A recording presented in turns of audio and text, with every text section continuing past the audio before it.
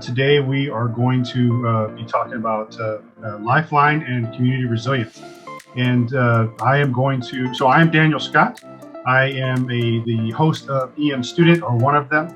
And I am filling in for Todd DeVoe today. Todd DeVoe finds himself, he's so popular and in demand that he could not be here today. So he's very sad about that. Put in the comments that you miss him. He would love to see that when he comes back in and watches this as a recording. He feels very bad that he cannot be here, but I'll do my best to fill his shoes. I am going to, I am Daniel Scott, and today I'm going to be your facilitator for this presentation. It's going to be done in a conversational Q&A interview style.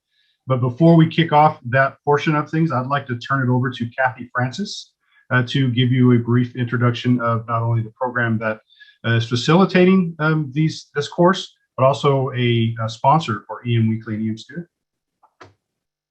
Kathy? Well, thank you very much, Dan. It's my pleasure to be here. And to our audience, welcome from the Mid-Atlantic Center for Emergency Management and Public Safety at Frederick Community College. I'm Kathy Francis, Executive Director.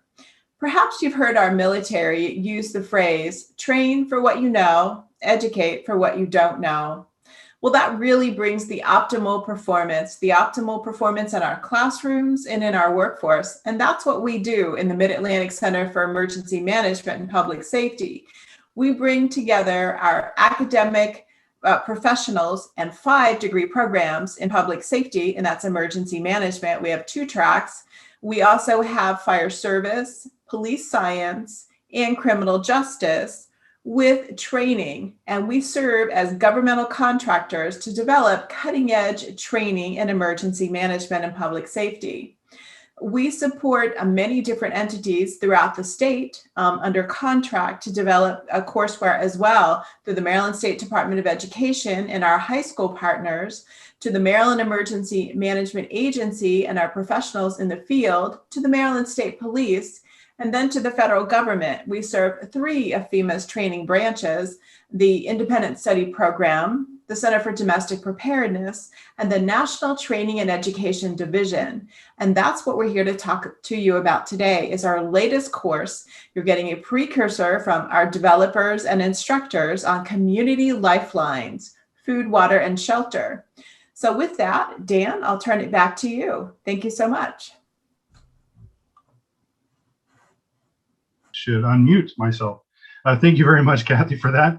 Also, I'd like to just point out, I myself have gone through the program, one of their programs anyway, at the Mid-Atlantic Center for Emergency Management and Public Safety. And they also have a national and international presence and strategic partnerships that they utilize. So we'll learn a lot about that today as we go on. But for answers or questions you may have that don't get answered, we'll give you information. You can go find out some more information on their website or web pages, and potentially take some of their courses, which you would definitely benefit from. I am actually, when it comes to, I'm actually excited about this. And yes, I said I'm excited about today. And if you're not excited about today, I question whether or not you really want to be an EM or not. And I think maybe you should look at your career options. Being excited about emergency management is important. And I think we need to be more excited about what we do. And this is so new, and it's exciting because it's so new.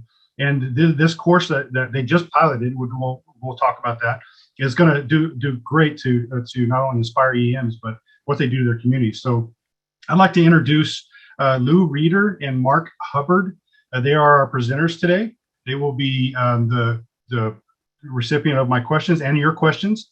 Again, put those questions that you may have in the Q&A, and that's what I'll be monitoring in order to ask those questions for you. So I'm going to start with Lou. We have some questions. So Lou, can you tell us why there is such a need for this training on community lifelines in logistics and the supply chain aspects? Thanks for the intro, Dan, and I really appreciate the opportunity to talk to everybody today. As from the emergency management world standpoint, we live in a really fast-paced global environment, and speed's the overriding factor that affects just about everything that we're involved in, particularly from the emergency management realm.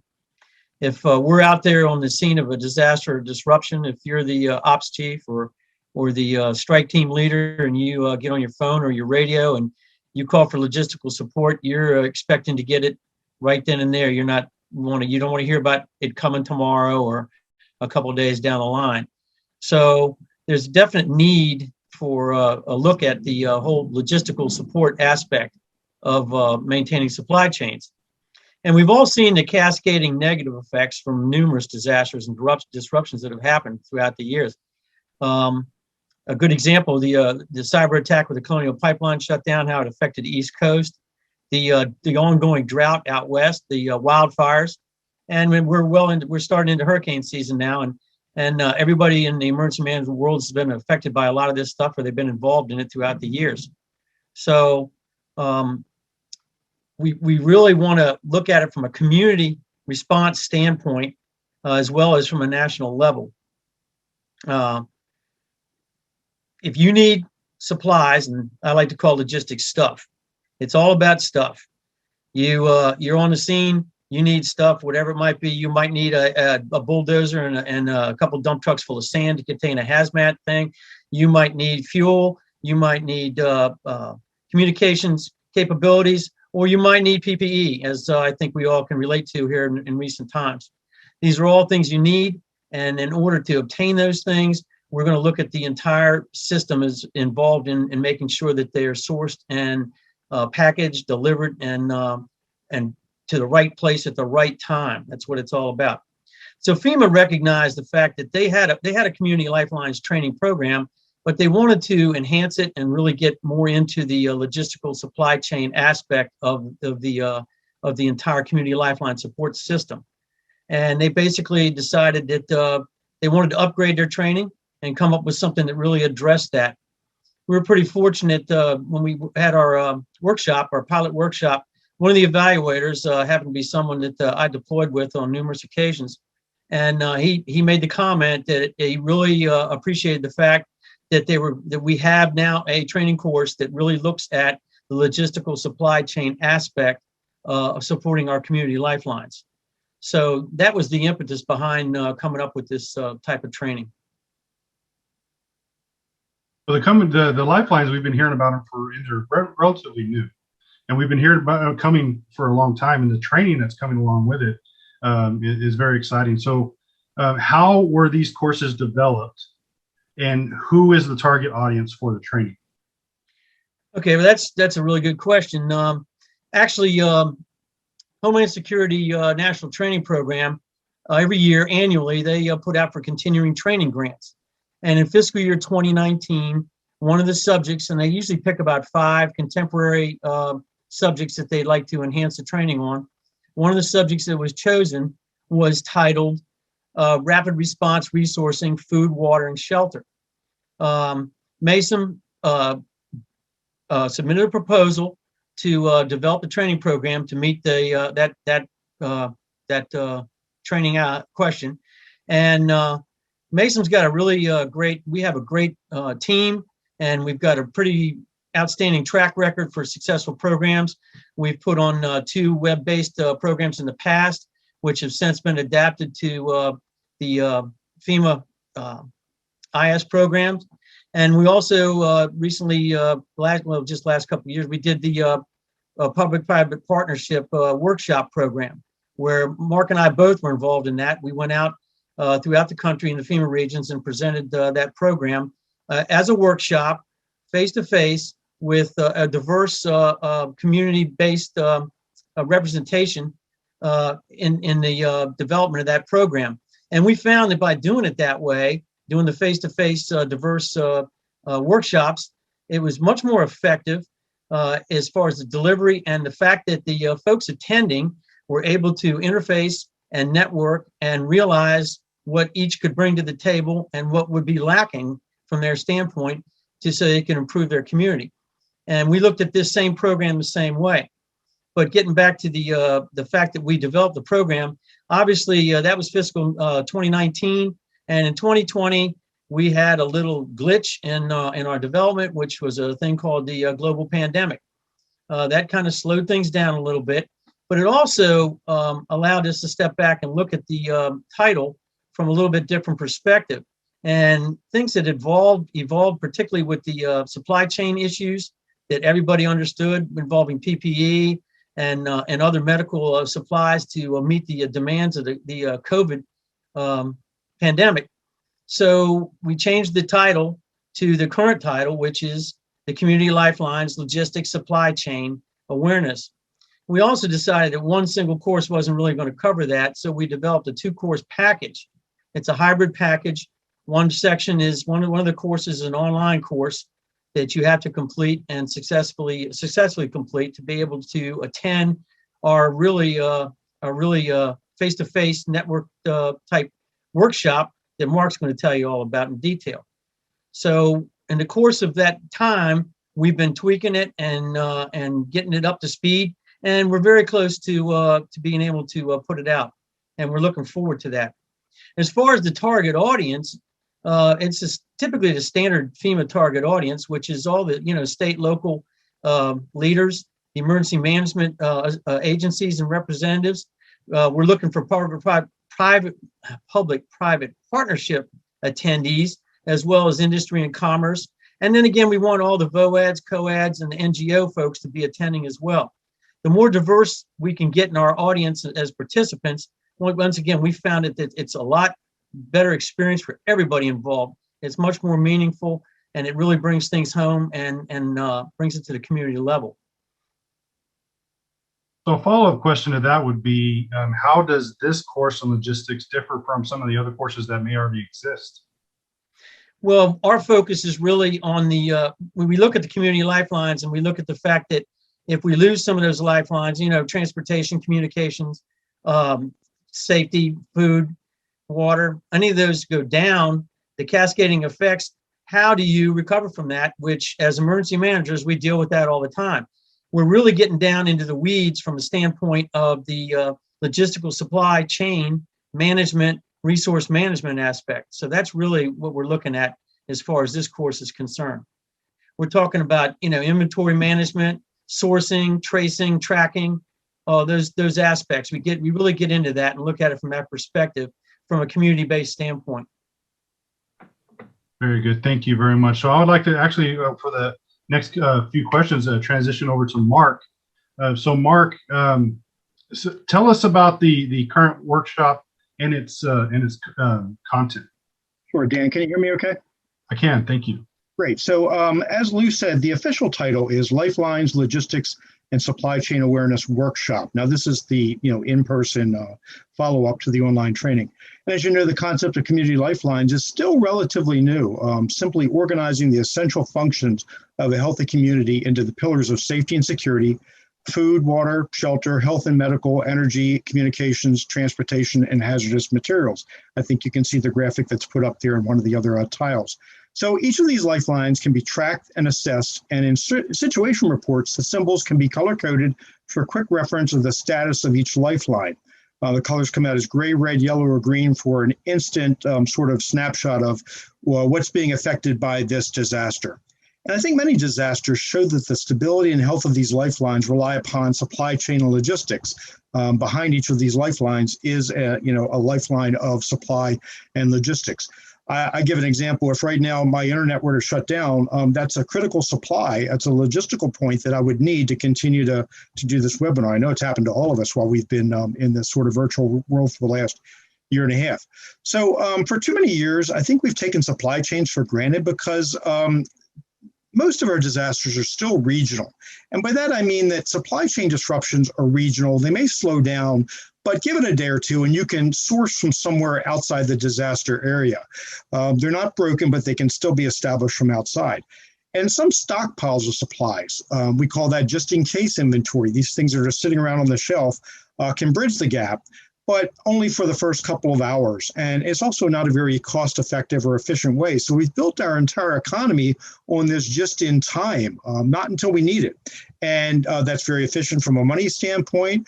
We've gotten very good at building out supply chains as a national economy, but it makes it very fragile when that's interrupted. So over the last couple of decades, the world has adapted this just-in-time model, and that keeps the delivery costs low, supplies and equipment and services. But global emergencies, like we just saw with the pandemic, quickly disrupt these supply chains, bring about a cascading effect of disruption. So that's what we do in the course, is try to, reverse engineer and figure out at any given point in time, do you know where your stuff, as Lou says most eloquently, he's right on, do you know where it's coming from? And if it stops coming from there, can you get it from somewhere else? Or what's the plan to keep these things going? Well, another example, look how impactful it is when just one ship gets stuck in the Suez Canal. We watched that on the news, and it was just amazing to show how, in that case, the transportation node was clogged up. So the workshop includes presentations of these concepts, robust participation, interaction. Do not show up thinking you're going to get all lecture. This is a lot of interaction, and that's the best part of these courses, is picking the subject matter experts that come to these courses to contribute to it. We'll also have a lot of case studies with exercises, refreshing the concepts of supply chain tracking and tracing, as I just said before, with the reverse engineering sort of approach.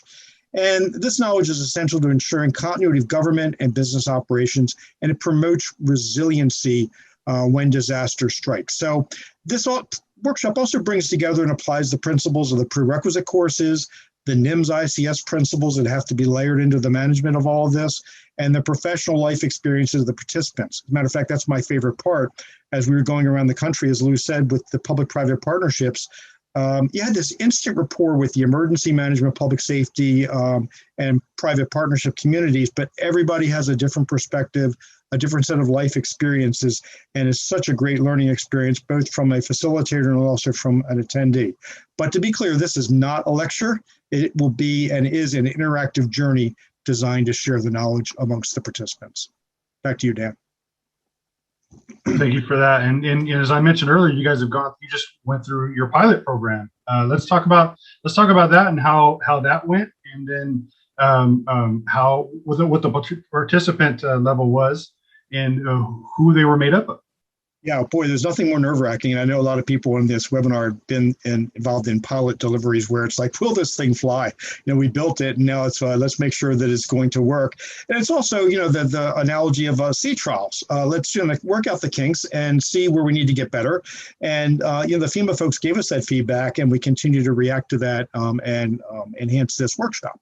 So, like any pilot, it was the maiden voyage designed to work out the kinks and test the materials, content, exercise, and the flow of the presentation. We were blessed to have so many subject matter experts attend the class to make the lessons jump to life. That's the most intimidating part about, lecturing, teaching, facilitating in this field, is you have SMEs show up to the class, and you need to acknowledge that. And that's what makes the class so great. The audience itself was diverse in professional knowledge and experience, with public and private partnerships, emergency management, public safety, or just general supply chain management and interaction experience. And of course, we couldn't ignore the elephant in the room, that we were doing this under the end of the context of COVID-19. And that, I know for a lot of us, the last year and a half has been the cohesion case. And myself included, 10 years ago, when our public health experts were like, we need to do this pandemic stuff. It's like, great, we'll help you. You guys are the experts, but it's never going to be that bad. And lo and behold, look what happened to all of us the last year and the disruptions that we had in just this topic. So it's also rare to deliver a workshop in the context of an event that touched every participant. So COVID-19 was a great cohesion case, but of course we go beyond that and talk about other places. I'll never forget, I'm in the mid-Atlantic area, and we are just, fat, dumb, and happy with supply chains galore. You can beat a one major city to the next in 30 minutes. And in one of the deliveries of another one of Mason's products, we were in Hawaii, and you talk about an island, literally and figuratively, where you just don't, turn around and get instant supplies. So supply chain management and the stories that come out from each of the participants is just an amazing part of the course. But of course, the materials are designed to be malleable to blue sky preparedness and dark sky response. So, what you should be doing when you're not under distress to make sure that your supply chains are resilient and the impact on community lifelines when these things happen is minimized. Back to you, Dan. Well, I have just a couple questions of my own as far as we just did the pilot. What is the intent of how often these courses will be held throughout the year? Are they going to be broken up into certain academic portions of a year, or are they going to be broken up into just being able to be utilized at the facility, or are they going to go out around the country? Lou, you want to pick this one up? Yeah, I'll pick that up. Well, Dan, exactly the way we're looking at it is a goal is to roll out the online course. And once we get a pool of folks from a regional area that have completed that requirement, then we'll go ahead and focus on setting up a workshop in that particular region. We'd like to be able to do hopefully 2 workshops every month, and we're looking at covering all the FEMA regions. At the current time, the contract extends through September of 22. Hopefully, we're going to get an extension because COVID obviously really threw a wrench in our timeline. We effectively lost about 7 months. So we're looking to see if we can extend that. But we're really excited to put this together, to get folks online, to get the online course done so that we can go out and hold the in-person workshops like we plan to do, similar to what we did with P3. And like I said, the more diverse group we can get from each region, the better it's going to be for everybody that participates. Yeah, so let me just follow up on that, Dan. What we're asking the participants to do is, call us. You have our contact information. We would love to bring one of the live deliveries local to you, and you can do it backwards. You can, schedule the live delivery, and in the time where you're waiting for that to happen, take the online portion of the class. And here's another analogy. I hope this doesn't upset anybody, but this is like the COVID vaccine. If you've decided to get it, you want both shots. You don't want to just do one without the other. They're designed to be lockstep and, incrementally build upon it. And of course, the last piece is the people that show up that makes the workshop complete because they bring subject matter expertise. So, please call us. We'll come. If you build it, we will come. I've heard that somewhere before. Dan? That's great. And we actually, what's great too is we got some questions coming in, so I'm monitoring those, and we'll get to those shortly. So if you have questions, just as a reminder, please put them in the Q&A. We will be getting to those shortly. So Mark, I just want to expand also, these types of educational products and materials serve as baseline for workshop interaction. Do you foresee any changes in the delivery once the rollout takes place? Yes, and not to deviate from the core materials, the core learning objectives. They're always there and they're sacrosanct. But I think, and you sort of said it earlier in your presentation, if you're in the emergency management public safety world, it's because you like excitement, you like dynamic change, you like to push back and challenge things, and we want that kind of interaction with this workshop. There was never a prescriptive or a recipe approach to disasters, and each of us, every time you think that that's the case, and you go to some plan and choreograph your way through a disaster, that's not right. And that's what the Emergency Operations Center throws capable people in a room and you work the problem, and the workshop sort of, I hope, has that same theme or feel about it. So it's going to be constantly changing. So yes, there will be changes as this goes. What we saw with the public-private partnership program was the best part of this is delivering workshops while embedded in an institute of higher learning, Frederick Community College and Mason Public Safety. You heard Kathy say about our strategic partnerships. We're not an island ourselves, and we have strategic partnerships with other knowledge-based institutions to keep us current and help with the academic side of it. The academics and the practitioners need to come together in the middle here to make this workshop work. So guidance is constantly changing, and after action reviews are published from events every single day, creating more knowledge and experience that's documented by the academics and used by the practitioners. And like a snowball gathering size rolling down a hill, each delivery adds to the knowledge of the prior sessions. So, we do not present this as experts. We present it as because I'm not. Well, I'm still learning. I still don't know what I want to be when I grow up. It's that kind of a thing in emergency management. And we present it as a facilitated journey with fellow experts, applying guidance, reacting to real life examples. And this workshop creates that synergy with Mason's other products, like the maturing public-private partnerships, which was from another 3-year continuous training grant and is still available for local delivery. And the entire Mason portfolio of higher education courses, work in Homeland Security, emergency management, public safety, and associates in the Mason themselves had diverse personal and professional experiences. So it all comes together, I hope, in a 360-degree focus on contemporary emerging public safety capabilities. And I also know, a lot of times the local deliveries, we can customize it on the spot to use and incorporate, as case studies or cohesion cases. what's happening in your community, because we get these hyper local events where, New York State might want to talk about this event that happened to them, and New Mexico is focused on something else, so it can be customized. So in summary, the workshop is not stagnant. It never will be. If it ever becomes, people like myself with attention deficit will not be involved, because we want that creativity, that sort of fast reaction. And it evolves and brings together an international community working together to mitigate or solve future community safety needs. In fact, I'll leave you with this little vignette. In one of the pilot deliveries, one of the attendees was from a public safety organization in Jamaica. Now, how he learned about this is great. It's marketing, networking, but it illustrates the topic knows no borders. And just like COVID-19 brought the world to its knees, so the world needs to react, I think, to plan better. Back to you, Dan. Well, I'd like to add on that what you just said, a comment, and how can we utilize it or capitalize really on the COVID pandemic and how it affected us? How can we utilize what happened to better this type of training and what you guys are bringing to the table with it? Yeah, I mean, it was so hard to hold back. I know we started this journey with sort of a generic supply chain, but a lot of us, like myself, I need to see pictures. I need to see color. I need to see examples and application, not just, theory and abstract kind of stuff. So if you want to, I don't want to offend anybody by saying it was a blessing in disguise, because it really, I think, woke a lot of people to say, we're not as good as we thought we were, and we've got a lot of work to do here. So that's one thing. And as well as I do, Dan, the academic side of this, the learning community, the white papers are coming out already to help us to react, reflect, and see after action review, what do we do well, what do we not do so well, and most of this knowledge is transferable to the next disaster, which hopefully stays local and regional. I think a lot of our response system was set up that way, and this was a curveball for sure. So I don't know if I answered that or not, Dan.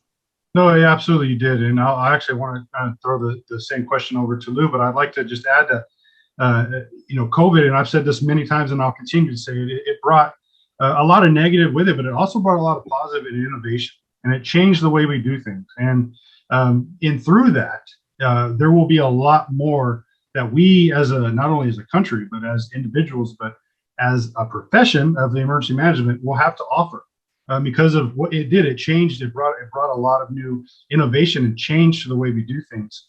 It brought a lot of negative and a lot of death and fear, and that's still there. But it brought a lot of innovation on how we do things and how we return to normal and how we can continue to do things in a different way, and get the same job done. And we were able, even though it was being done to some extent as before COVID hit. It is now being done even more with guest speaking and being able to do virtual conferences and summits and training.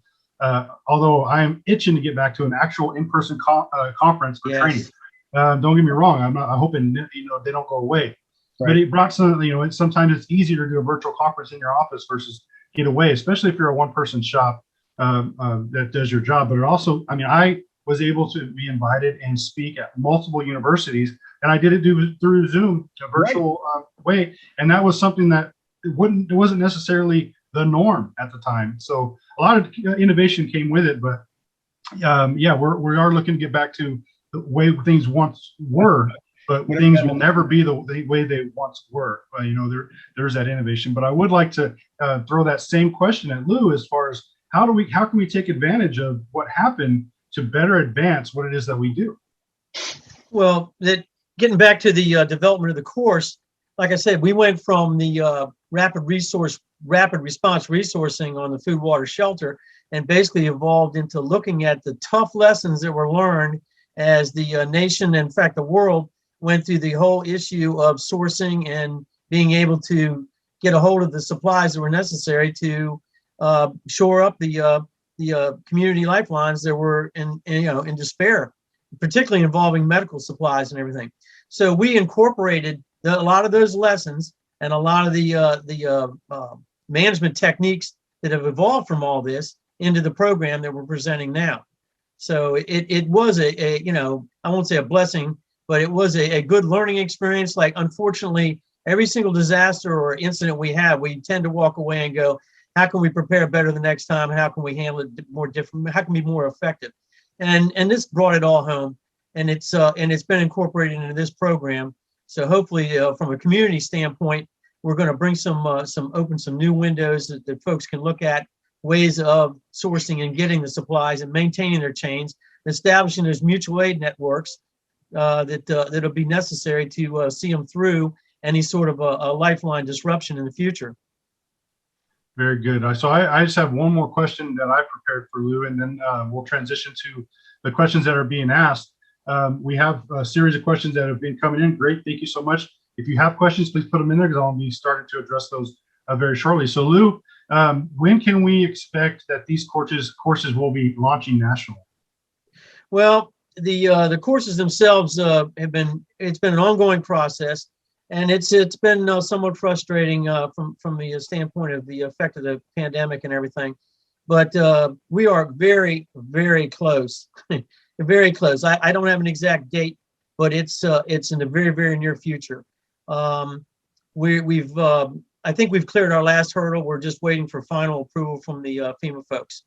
I just want to reiterate the fact that this is a two-part course hybrid package. The first part is the online course, and on average, it'll take you about 6 hours to do it, depending on the level of your emergency management expertise. And you have not 10, not 20, but 60 days to get that 6 hours done. So if you try procrastinating, and if you're in that boat, we've given you plenty of a window to get it done.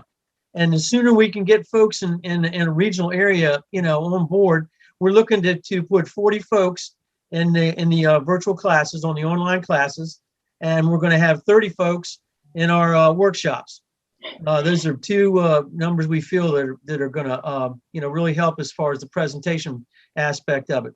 But once we get those 40 folks in that region, we'll be working with the regional coordinator, whoever we work with, to set up a location and bring everybody together, similar to what we did with the P3 presentations, and bring this whole thing together in a real worthwhile package that, like I said, Mark and I and the rest of the instructing team, we're really excited to get out there and start presenting this to everybody. It's something we really think is extremely worthwhile and is going to really hit home from a standpoint of what's going on today and what could possibly be going on in the future from a preparedness perspective.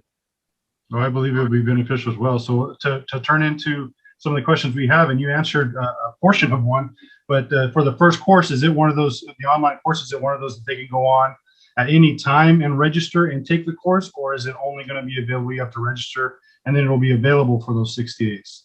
We're gonna open up, once we open up the registration, it'll be a national base where you go on and register. We'll try to, we're going to group you as far as your region so that we can develop that pool. But it'll be from a national standpoint. And it will be, you've got, like I said, you don't have to sit down and do the whole thing at one time. You can come back and forth to get it done. We've got a team of IT folks that are going to be on standby to provide any support with anybody who's having any issues with accessing the course or in the during the course. There's going to be a pre-test. The purpose of the pre-test is so that we can gauge what level of knowledge the participants have that are interested in taking the course. And then at the end is going to be a post-test, which will be you'll be required to pass it with at least 70%, and you'll get a certificate, and then you're eligible to go ahead and like I said, to register for the workshop. And from that standpoint, we're going to coordinate setting up the workshops. It's going to take some time, obviously, but we really, really want as many folks as possible that's listening out there to put the word out to everybody in the emergency management field. And from that matter, all your community stakeholders that you feel would benefit from this, to go ahead and do the online course, get that requirement completed so that we can get you in the base to set up doing a workshop. So the online course is 6 hours that you have 60 days to complete. That's Are there correct. CEUs attached to that? Yes, there are. There's 0.7 CEUs, the FEMA approved. This is a FEMA approved certified courses, and there's 0.7 CEUs for each of the two courses. So the 6 hours online. What is the workshop time commitment? The workshop, it's a one-day workshop. And it's a two-part. The first part we cover some review issues, and the second part is the exercise. I'll let Mark really get into the workshop details. I think he'd like to let everybody know that it's some of the specifics. We don't want to let it all out, but some of it. Yeah, that's it. I mean, as Lou said, I don't think you can review enough the Lifeline concept and also the skill of being able to trace and track your supplies. I know for myself, it's not something I ever really cared much about because our supply chains are so good and so robust, you really wouldn't think they would ever break. And we've trained ourselves to be able to turn to that app on our computer and have something show up at our doorstep within hours or a matter of days. So the ability to trace and track things in your supply chain, we do that. And as I said, we like to do it locally. If we are in a certain part of the country, that supply chain is going to be different than other parts. So it's a chance to really force yourself to be introspective and look at that. And it builds towards, as Lou had said, lots of case studies and an exercise, the second part. So don't look for lecture. Don't look for death by PowerPoint. That is not what this is. This is a get together and use this knowledge and also share best practices from the diverse audiences that show up. Very cool. We have a very good statement and followed by a question. So that when seeing natural disaster and recent global deployment, do new stakeholders like wedding planners or restaurant suppliers become strategic partners? Can anyone attend this training or should they be invited by their local EM agencies? Absolutely. As a matter of fact, everybody. Yeah, well, that's even better. That's exactly what we want. I think for too long, and I was as guilty as anybody coming up through the public safety, silo, which is the hinge. We sort of said, call us, we'll come and solve your problem, and we're experts at everything, and we know what to do, and we fly by the seat of our pants. But the whole community concept, which is now 10, 15 years old already, was the first time that it opened my eyes to say it's not just the public safety responsibility; it is everybody, and it is those nuances of supply chain. And you just said a couple of them, Dan, that ordinarily wouldn't be thought about. I know a lot of local emergency management agencies and the other ones that I have professional relationships with have started a more robust approach to private sector integration, making sure that there are public-private sector partners involved in all levels of planning, as they should have been, and also during the response. As I chaired a lot of regional groups on planning, a lot of the private sector programs said, especially the size of the industry, they have their own in-house sort of emergency management staff, and all they want is access to the information for situational awareness. But strategic partnerships is one of my favorite topics in life. Maybe it's because I'm a chatty Cathy, collaborative kind of person. But we've seen that that's the way to work through these pandemics, and that's what dug us out of the hole that we had the last year and a half of getting those going. So I think I hope I touched on that. So yes, anybody can come. Bring your brother, your sister, your grandmother, your baker, your banker. The more diverse the audience, the better the workshop is, because you see things from different perspectives. Very good. Thank you for that.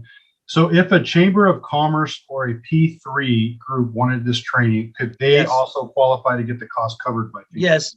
Those are groups that we really want to be involved in. And again, that goes right back to what Mark was just saying, that we found with the P3 presentations that the more industrial folks, commercial folks that attended, it allowed the emergency managers to realize that there's a lot of resources out there they had never thought about before. A good example with the pandemic is the distilleries converting over to create hand sanitizer. I mean, that's just one of the examples, but I'm just saying it.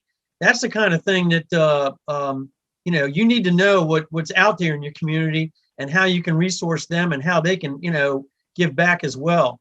That's one of the best things we found out about that. And that's really what we want. We want as a diverse a group as possible participating in the workshops, because it really opens a lot of eyes. It really is so beneficial. I just can't emphasize that enough. So when it comes to time to register for these courses, when they become available, where will someone go to do so?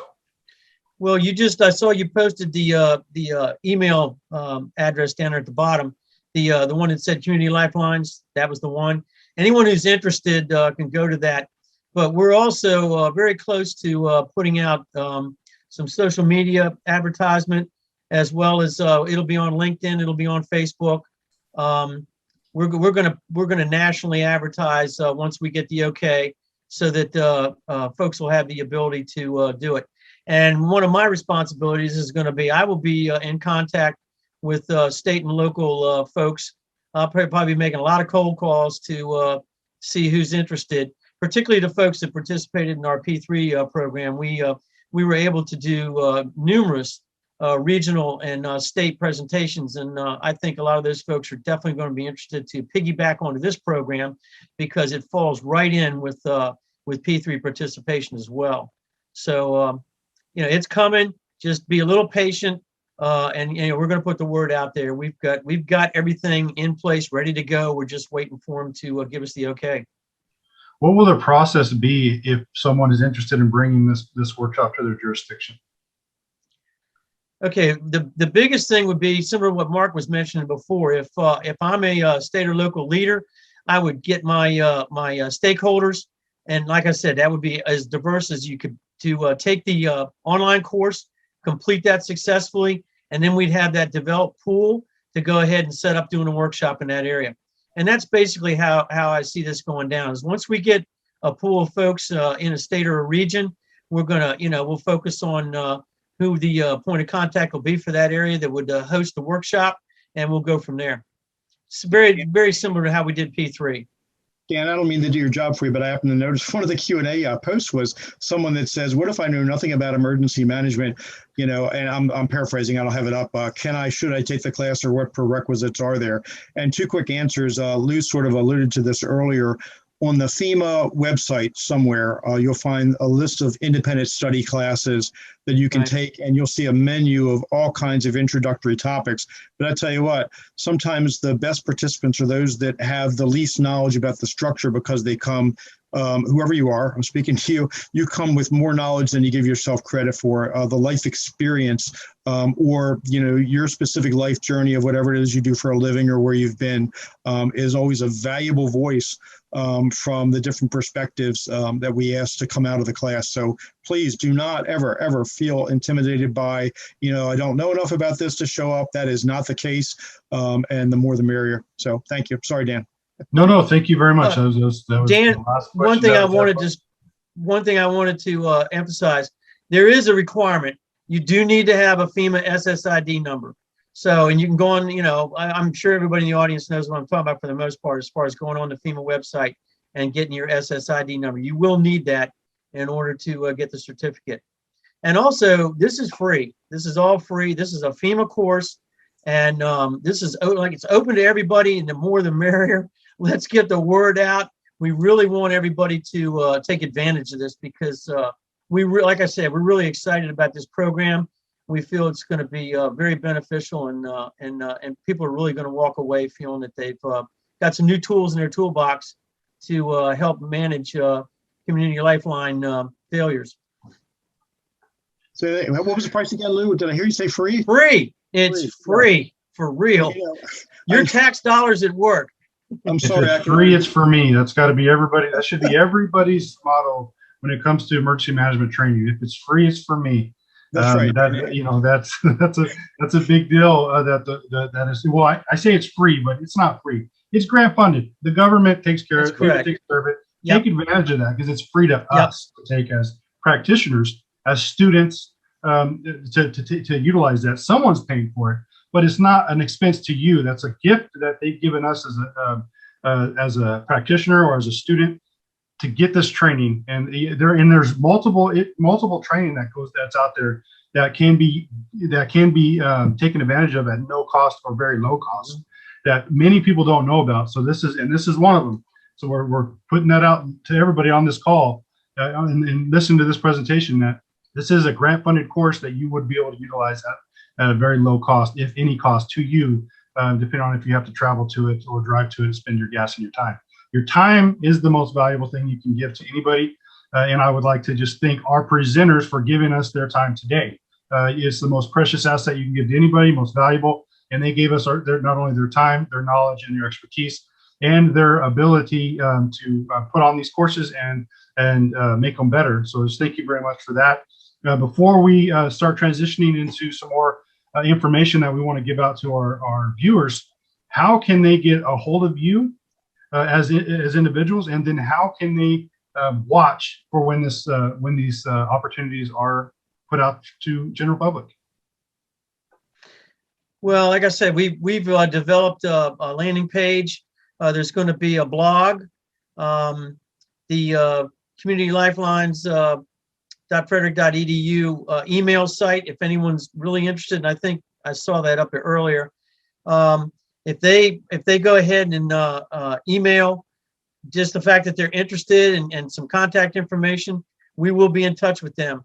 We've got folks on the Mason team that are going to be involved in handling the registrations, and they're also going to be involved in making sure that the word gets out from a national perspective, as well as, like I said, we've got some IT folks that'll be there to assist with everybody once they get online and they're doing the course if they're having any issues with accessing it or completing it. Did that answer your question? It did. Thank you very much. And so we also, so if you look in the chat, you'll find the email to be able to email for more questions or get some guidance there. Also, you'll find the homepage for the Mid-Atlantic Center for Emergency Management. If you are so new to emergency management that you don't know what a FEMA student ID number is, I have posted the link for you to be able to go register for it. It takes less than 5 minutes. And that is the number you will utilize when you take any FEMA courses or register for any FEMA courses. And that does include those that you take online at EMI and the independent study courses. Require that student ID number. And it's very easy. It's free. It doesn't cost you anything. They'll send the ID number to your email, and then you maintain. My recommendation is save it in your phone. People forget it all the time. I have mine memorized because I utilize it so often. But go on there and take advantage of that. We do have some Community Lifeline Federal. It's a wait list there. You get on the wait list for that. And then the Lifeline landing page has been posted in the chat as well. So for everybody who's on the call now, you can go there, click those links, copy and save them, put them in your browser before you lose that information. Any last comments you'd like to make to our guest before I transition to a kind of a advertisement for what's coming next? I'm sorry, Kathy, go ahead. I just wanted to thank you, Dan, for your partnerships. Partnerships in this industry are everything, and we greatly appreciate that national presence. And this is cutting edge content, brand new to be released at the at FEMA grant cost, no cost to you. So please, communicate with us. Communicate with the emails that we put in the chat. We really would like to support you. And then Mark, to you. Yeah, I was just going to say thank you all for showing up and listening to us describe this. I hope you see that we're excited about it. I mean, it's authentic because, as I said before, it's new and it's emerging and evolving. I think that's where a lot of us like to be. We want to keep adding value to our profession. So here's a great way to do it by bringing it locally. And I'm really looking forward to hearing from everybody to sign up for the courses, and we'll get these workshops started. The sooner the better. The more we can get out into the regions, we're really looking forward to interacting with everybody and bringing this material out there for everybody to use. Thank you appreciate the fact that we had the opportunity to present this to everybody as well. Thank you very much. As I mentioned, you giving your time is very valuable and very appreciated. So thank you for taking the time to come present this to us. As we close out today, just show your appreciation to our presenters. Please put in the chat, thank you. Let Todd know that you missed him today. I did place in the chat as well the link to register for the next webinar, where we will be talking to Eric McNulty, the author of You're It, the Crisis Change, How to Lead When It Matters Most. He will be doing a presentation. It is a free webinar that will be hosted by Todd DeVoe on August 12th at 11 a.m. to 12 p.m. Pacific time.